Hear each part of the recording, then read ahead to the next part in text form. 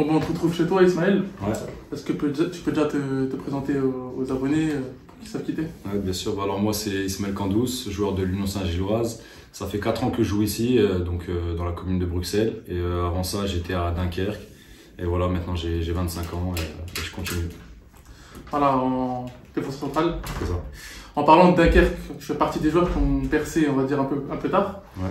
Est-ce que tu peux nous raconter ta vie de footballeur sans centre de formation? Comment tu as fait pour en arriver là? Et après, on passera à l'épisode de Dunkerque. Ouais, bien sûr. Bah, au début, j'ai commencé le football. J'ai jamais fait de club professionnel jusqu'à maintenant, jusqu'à 21 ans. Donc, j'étais un footballeur normal. Je jouais au début dans mon club de quartier.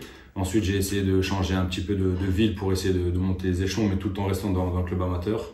Arrivé à un certain âge, voilà, on commence à avoir besoin d'un peu d'argent, donc il a fallu aussi travailler. Donc, je faisais du football et à côté de ça, je travaillais un petit peu en aussi gardant de côté les études. Donc voilà, c'était un emploi du temps un peu chargé. Mais voilà, maintenant, alhamdoulilah, j'ai pu vivre du football et c'est quelque chose qui est bien pour moi. Alhamdoulilah. Donc tu rejoins Dunkerque, tu commences en National 3. Ouais. Rapidement, tu te retrouves en National. Raconte-nous un peu cette expérience avec Dunkerque et comment tu t'es retrouvé avec le club pro, ta première expérience en pro, comment tu t'es senti, comment c'était? Ouais. Alors déjà j'étais à Dunkerque en U17 nationaux, donc ça faisait déjà depuis que j'étais un peu jeune que j'avais commencé à Dunkerque. Et ensuite j'ai réussi à intégrer la réserve qui était à l'époque en senior DH. Donc en senior DH c'est 6e division française, on a réussi à faire la montée en National 3. Ensuite j'ai refait une saison en National 3 et là on s'est maintenu, l'objectif c'était le maintien, on s'est maintenu. Et après cette saison j'ai pu intégrer la saison de National. Donc voilà, la première saison en National j'ai pas beaucoup joué. Voilà, je me contentais de banc ou de jouer en réserve, mais j'ai quand même pu faire les 3 derniers matchs titulaires en fin de saison. Justement, on jouait le maintien à ce moment-là, et sur ces 3 derniers matchs que j'ai joué titulaire, on a pu se maintenir. Donc ça m'a permis pour la saison d'après justement d'accrocher une place de titulaire. Et après ça, j'ai recommencé la saison d'après en tant que titulaire, et j'ai fait 5 mois à Dunkerque, et après ça, je suis parti à l'Union en professionnel. Comment ça s'est passé? Comment tu as été repéré par l'Union? Parce qu'on te rappelle, c'est un club qui a été racheté. Ouais. Tu es arrivé là-bas quand ils étaient en D2. Comment ça s'est passé le passage de Dunkerque à l'Union? Alors moi, comme je jouais en étant jeune à Dunkerque en défenseur central, c'était, on va dire, quelque chose de bien à ce moment-là. Donc j'avais mon agent de l'époque qui m'avait parlé de l'Union Saint-Gilloise. Moi je connaissais pas à ce moment-là, je t'avoue que la Belgique je suivais pas du tout et j'étais pas trop emballé par le fait de rejoindre l'Union, mais après il m'a invité à aller voir un match et c'est vrai que quand je suis arrivé à Bruxelles, voilà, j'ai été au stade, j'ai vu un peu les supporters, j'ai vu le niveau. Ça m'a un petit peu plus ça m'a donné envie justement de rejoindre le club. Donc je me suis dit bon allez, quitte à prendre des risques, autant tenter quelque chose, et j'ai essayé, je suis très satisfait. Ah, on peut dire que c'est un bon choix quand même, ouais, aujourd'hui. Vraiment. Du coup, tu rejoins l'Union. Pour ceux qui ne savent pas, l'Union a été racheté par le même propriétaire que Brighton. Ouais. Vous commencez en 2e division, vous montez en 1re division l'année dernière, et dès l'année dernière, vous jouez le titre. Comment ça s'est fait et c'est quoi le secret ici pour que ça aille aussi vite? Ouais, bah c'est vrai que personne s'attendait à ce qu'on monte aussi vite. Quand tu montes de 2e division à 1re division, logiquement tu es censé jouer le maintien ou voilà, commencer à te stabiliser en D1. Et c'est vrai que nous on a fait un départ fort dans le sens où on a été premier toute la saison quasiment. Et ensuite en fin de saison on a fini 2e, mais personne s'attendait à ce qu'on soit à ce niveau-là. Et voilà, le secret, je saurais pas te le dire parce que même maintenant nous on sait pas. Mais je pense que le recrutement il a été en tout cas très important et très bien fait par la direction, et ils ont réussi à vraiment mettre un groupe en place, et c'est ce qui a fait notre force. Du coup, comme tu l'as dit, l'année dernière vous avez joué le titre, vous avez fini 2e. Ouais. Est-ce que c'est encore un regret à l'heure d'aujourd'hui, et est-ce que ça t'a fait grandir en tant que footballeur cette saison? Parce que voilà, c'est assez rapide, ça s'est passé très rapidement. Je pense que vous n'étiez pas forcément prêt à être aussi médiatisé parce que tout le monde a vraiment parlé de l'Union, l'équipe surprise, etc. Comment vous l'avez vécu, et aujourd'hui est-ce que ça vous sert pour cette saison? Alors, est-ce que c'est un regret? Oui et non, dans le sens où si en début de saison on nous avait dit qu'on serait 2e, on aurait signé directement. Après, bien sûr que quand tu es premier toute la saison et que tu arrives en fin de saison, tu t'imagines être champion. Mais voilà, on n'a pas réussi à le faire. Il y a quand même des grosses équipes avec plus de moyens que nous. Et je pense qu'on a tout donné, on s'est accroché jusqu'au bout et on a la place qu'on mérite. Ensuite, voilà, ça nous a servi justement pour le futur parce que cette saison, on sait que là, on est 2e. On n'a pas la même place que l'année passée, mais on sait que tout se joue à la fin du championnat et que voilà, il faut rester dans la course, mais qu'à la fin du championnat, il faudrait être prêt. Ouais. En parlant de ça, tu fais bien de le dire, c'est pas une surprise, c'est quelque chose qui a été travaillé, vu que cette année, vous rejouez encore le haut de tableau. En parlant là, actuellement, demain, tu joues contre Genk, les premiers. Comment tu prépares cette confrontation qui peut être primordiale pour le titre? Ah ouais, comme je t'ai dit, c'est très important justement de ne pas être trop distancé par Genk. Aujourd'hui, ils sont à 8 points de nous. Ensuite, voilà, nous, l'objectif, c'est de rester à distance par rapport à eux, mais c'est pas une fin en soi, même si voilà, le résultat, malheureusement, ce n'est pas celui qu'on voudrait. On sait que c'est pas fini. On sait que justement, dans le championnat belge, avec le système des playoffs et les points qui sont divisés par deux, tout peut très vite se relancer, surtout en fin de saison.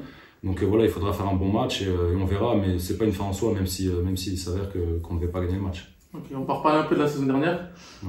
Vous êtes qualifié pour les barrages de Ligue des Champions. Voilà, vous avez finalement pas réussi à être champion. Vous êtes allé en Ligue Europa, où tu as joué jeudi face à l'Union de Berlin, sur un match assez spectaculaire. Ouais. C'était comment ce match-là d'ailleurs? Parce que 3-3, je pense que ça devait être un peu fou que ce soit en défense ou en attaque. Ouais, non, c'est clair que c'était, je pense, un beau match pour les gens qui ont suivi le match. Voilà, nous sur le terrain, en tout cas, on a pris du plaisir. Moi, j'ai pris du plaisir.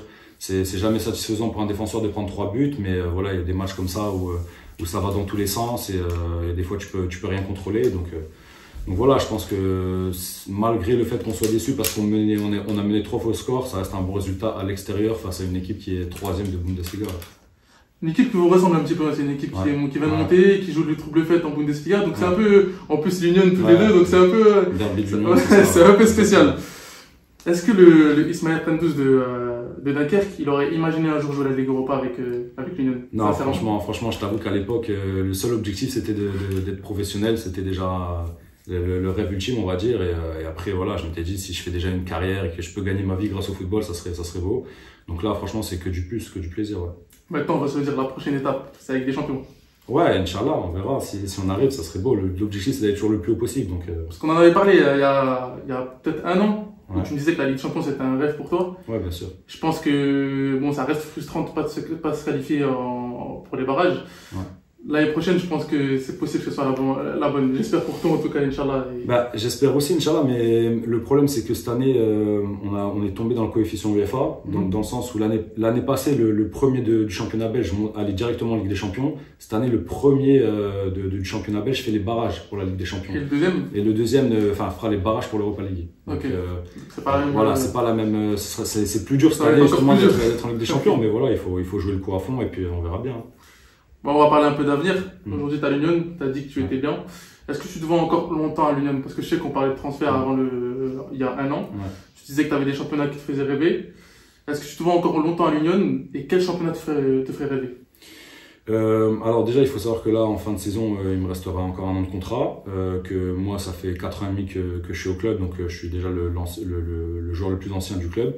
Ensuite, voilà, dans le foot, on peut pas prédire l'avenir. Il peut se passer plein de choses. Je peux partir comme je peux rester. Je verrai bien. Moi, c'est sûr, c'est que mon objectif, c'est de jouer le plus haut possible. Voilà, jouer les meilleures compétitions, les meilleurs championnats. Donc, on verra bien ce qui se passera en fin de saison. Après, moi, c'est sûr que voilà, je dirais pas non à un grand championnat du top 5 européen, ça c'est sûr. Je veux te poser une question. En Belgique, vous avez quand même plusieurs Marocains à jouer dans le championnat. Est-ce qu'il y a un Marocain qui t'a plus impressionné que les autres?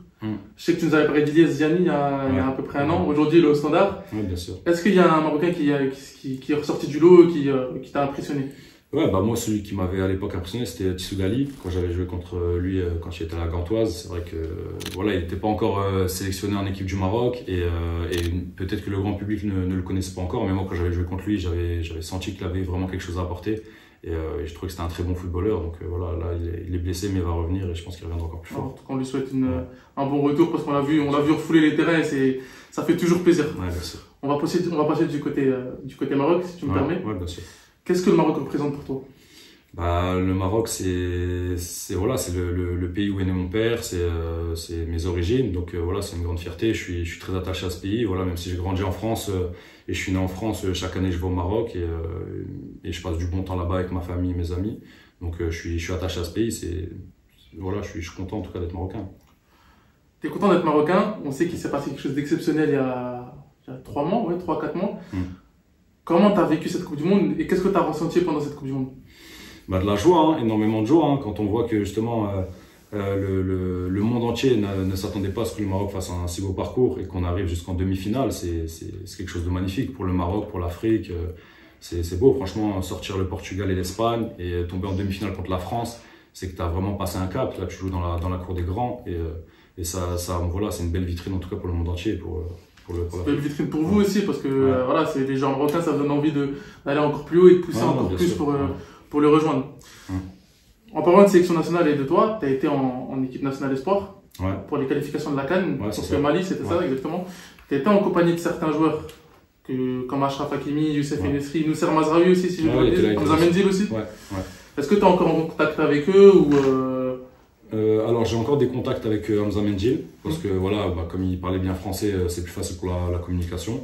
Après, voilà, il y en a certains avec qui j'ai plus de contact, mais je continue à suivre un petit peu ce qu'ils font dans leurs équipes. Tu vois, donc, en plus, Mendil qui a signé en Belgique, donc vous avez l'occasion de vous rencontrer. C'est clair. Raconte-nous un peu comment c'était la sélection jeune en espoir. Franchement, c'était quelque chose de beau. Moi, je rentrais dans un monde que je connaissais pas. Je suis arrivé, comme tu as dit, il y avait des stars, il y avait des joueurs maintenant qui sont en équipe nationale actuellement. Donc c'était un grand changement pour moi. Ça m'a permis de découvrir certaines choses et justement, moi aussi, dans ma tête, de me donner encore plus de motivation pour réussir et atteindre l'équipe première. En parlant d'équipe première, 2-3 ans plus tard, il y a un épisode, je suis présélectionné par Vaida Lezodic pour le match contre les États-Unis, donc l'avant-dernier rassemblement avant la Coupe du Monde. Raconte-nous un peu comment c'était et comment ça s'est passé. À ce moment-là, c'est vrai que j'étais au club et je finissais mon entraînement et on vient me voir et on me dit t'es présélectionné pour le match, et tout. Et après, moi, je reçois une convocation. Donc, dans la convocation, je lis la convocation et je vois que c'est écrit tu es sélectionné pour le match. C'était pas écrit présélectionné, c'était écrit sélectionné, tu vois. Donc, moi, je suis content. Il restait plus beaucoup de joueurs. Il y avait même mon coach qui était là à ce moment-là. Et du coup, il me félicite et tout. Mais moi, j'en revenais pas. Je dis non, c'est pas possible. J'y croyais pas vraiment, tu vois. Mais c'était vraiment écrit sélectionné. Donc j'étais content, je préviens un peu ma famille, je préviens mes proches et voilà, et en fait au moment de la liste j'ai vu que j'étais pas dedans, donc c'est vrai que c'était un petit peu compliqué, mais voilà, peut-être que c'est moi qui ai mal compris ou je sais pas, on m'a mal informé, mais bon, c'était un petit peu compliqué, mais voilà, c'est tout. Après j'ai tourné la page. Il n'y a pas eu de communication, il n'y a pas eu d'explication. Non, il y a pas eu. Non, je pense que t'as pas cherché à comprendre non plus. Non, c'est tout. Je me suis dit de toute façon j'ai jamais été sélectionné, donc en soi c'était pas un changement, c'était la normalité quoi, mais voilà, après, c'était dur sur le moment de ne pas comprendre, mais après, c'est tout, je suis passé à autre chose.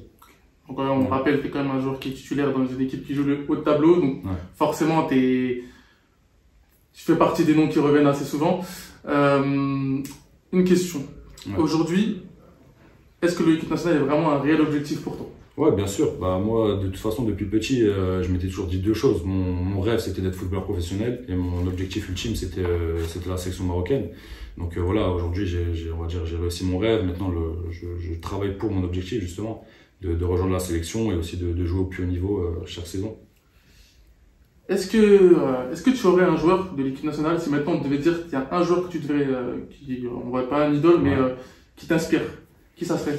Moi je pense qu'à mon poste c'était Benacer, parce que c'est vrai que c'était le capitaine, il était def central, il était droitier comme moi et voilà. Même physiquement vous vous ressemblez. Et puis j'ai suivi un peu son parcours, je regardais un peu ses vidéos, tout ça, donc c'est vrai qu'on va dire qu'il m'a aussi un peu inspiré, tu vois, il est français, voilà, après lui il a un chemin, on a tous un chemin différent, mais en tout cas moi ce serait plus ce joueur-là que je retiendrais.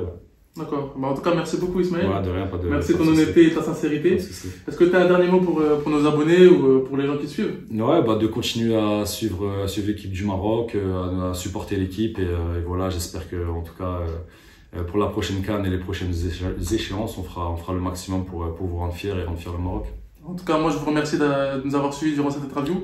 Je vous invite à suivre Isma sur Instagram, nous suivre évidemment pour plus de contenu et on se retrouve à la prochaine pour une nouvelle interview.